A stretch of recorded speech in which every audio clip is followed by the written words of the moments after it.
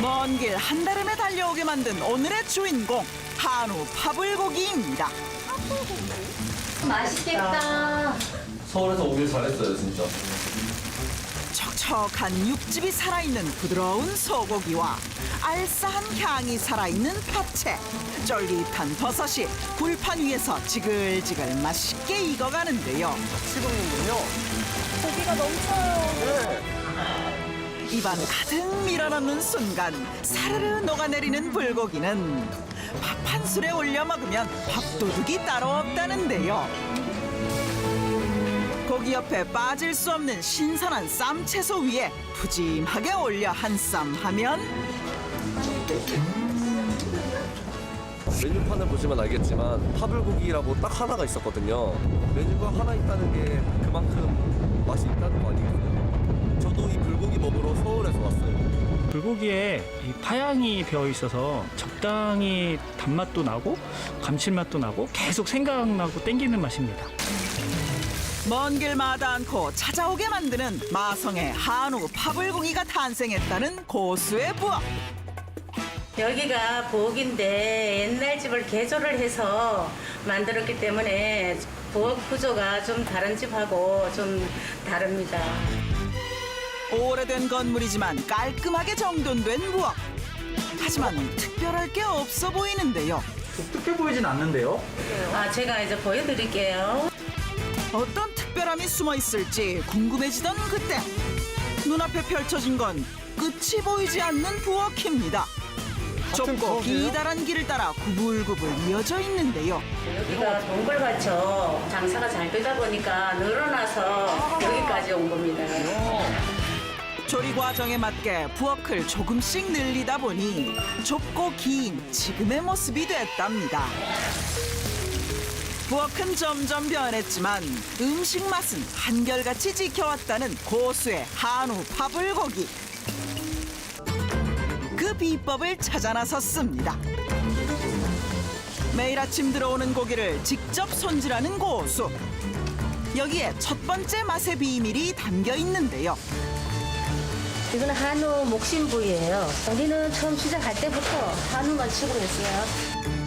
1등급의 한우만 사용하기 때문에 부드러운 육질은 물론 고기의 풍미가 남다르다는데요.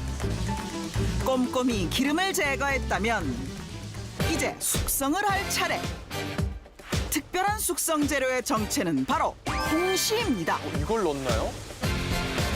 떫은 맛이 강한 꼭지 부분을 일일이 떼어낸 뒤 손으로 으깨주는데요.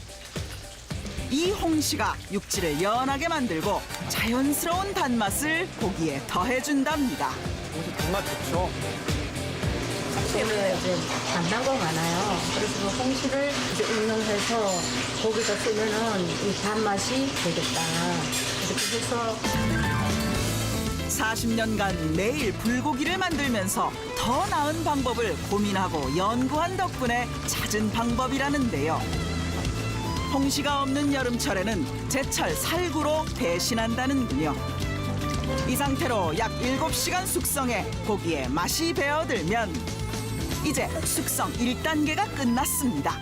정훈아 고수의 부름에 모습을 드러내는 2차 숙성 재료. 그런데 직접 봐도 그 정체를 알 수 없는데요. 전혀 이거는 모르겠어요. 옥수수를 삶아서 죽이에요. 옥수수 죽. 고수의 어린 시절 밥 대신 주식으로 먹던 음식이라는데요. 이걸 여기에요? 말린 옥수수를 오랜 시간 푹 쪄낸 옥수수 죽을 고기에 골고루 발라 냉장고에서 약 10시간 동안 숙성하는데요. 어떤 역할을 할까요? 고기 숙성만 해도 이렇게 손이 많이 가는 탓에 직장에 다니던 아들을 불러올 수밖에 없었습니다. 제가 어느덧 나이를 먹어서 7학년이 됐습니다. 그래서 너무 힘들어서 우리 아들 이제 같이 하고 있어요. 아드님은 되게 흔쾌하게 이렇게 어머님하고 하자고 하셨나 봐요. 이거 말 안 들었어요. 말 안 들어. 뭐라고요? 말을 안 듣더라고. 같이 엄마하고 와서 이거 하자 하니까 안 들어온대. 겨우겨우 붙잡았어요. 이렇게 하다 보니까 어떤 점이 좀 좋다, 어떤 점이 싫다 이런 점이 있을까요? 솔직하게 얘기해서 솔직하게 얘기하세요. 솔직하게 얘기해도 왜 이렇게 어렵게 하실까? 과정이 너무 많다 보니까 그런 거에 좀 답답해서 처음엔 좀 많이 부딪혔는데 왜 그런지를 이제는 조금은 이해를 하고 어렵더라도 제가 이어서 열심히 해보려고 생각을 하고 있어요. 이렇게 공을 들여 음식을 해도 누가 알아주나 싶은 속상한 마음에 처음엔 어머니의 정성과 노력이 이해되지 않았다는데요. 하지만 가게를 찾아와주는 손님들을 보며 점차 어머니의 가르침을 지켜야 한다는 걸 깨닫게 된 아들. 이제는 어머니의 비법뿐 아니라 마음가짐까지 배우기 위해 노력하고 있답니다. 숙성 작업이에요. 18시간에 걸쳐 숙성한 고기 위로 양파와 버섯 그리고 매콤하게 양념한 파채까지 가득 올려주면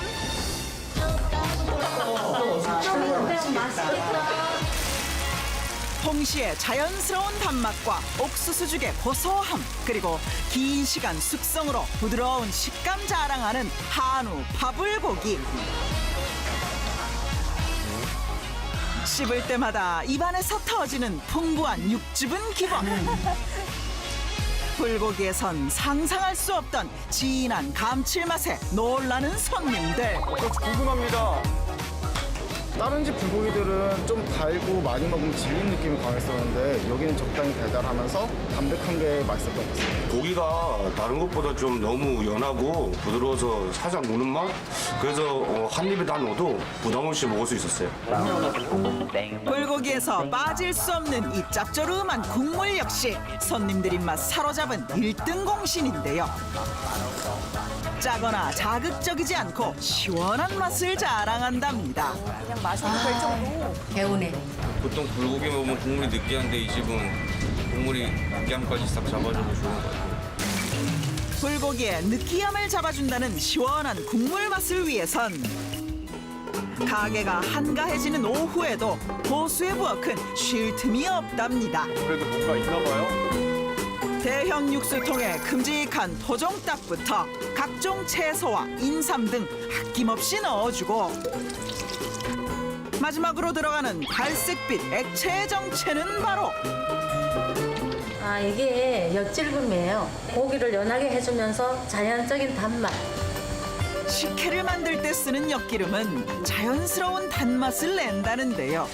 엿질금을 이렇게 넣는 게 고수님의 비법이에요? 이거 말고 이제 비법이 하나 더 있습니다. 부엌 한 구석에서 은밀하게 만든다는 고수의 비법. 냄비 바닥에 엿잎을 깔더니 통무럭을 올리고 해초로 덮어주는데요. 이 비법을 본 손님들의 반응은 이게 들어간다고요? 엄청난 건가 봐요. 상상하지 못했던 비법의 정체에 두 눈을 의심하는 손님들. 제가 30년 동안 물고기가 이렇게 들어가는 거 처음 봤어요. 아, 그래서 약간 시원하고 감칠맛이 나구나. 모두를 놀라게 한 고수의 비법. 엿잎과 우럭, 해초를 약 3시간 동안 푹 찌는데요. 우럭은 그러면 쪄서 넣는 거예요? 아니에요. 이거를 이제 쪄서 진액을 넣는 거예요. 공들여 찐 우럭이며 해초는 전부 버리고 찜기 아래 진하게 우러나온 우럭 진액만 사용한다는 고수. 진액이 나오는군요. 가득 나오군요. 이게 이제 이렇게 담백하고 깔끔한 1차 닭육수에 우럭 진액과 직접 담근 간장을 넣고 다시 한번 펄펄 끓여내면 어디서도 맛볼 수 없는 특별한 불고기 밑국물 완성입니다. 상상이 안 돼요, 저는. 회집에 가서 이제 회를 먹고 나면은 그 우럭이를 가지고 찌개를 끓여주는데 너무 맛있더라고, 시원하고. 그래서 거기서 내가 힌트를 하나 얻었지. 아, 요거를 내가 불고기에다가 같이 하면 어떨까? 모든 게 아이디어가 되네요. 종 양념을 더한 밑국물에 숙성을 마친 고기를 재우는데요. 육질이 연해진 고기가 찢어지지 않도록 조심스러운 손길로 버무려야 한답니다. 이렇게 매일 준비하는 양만 무려 40kg, 약 200인분이라는데요. 처음부터 끝까지 고수의 손이 닿지 않는 과정이 없으니 어찌 맛이 없을 소냐.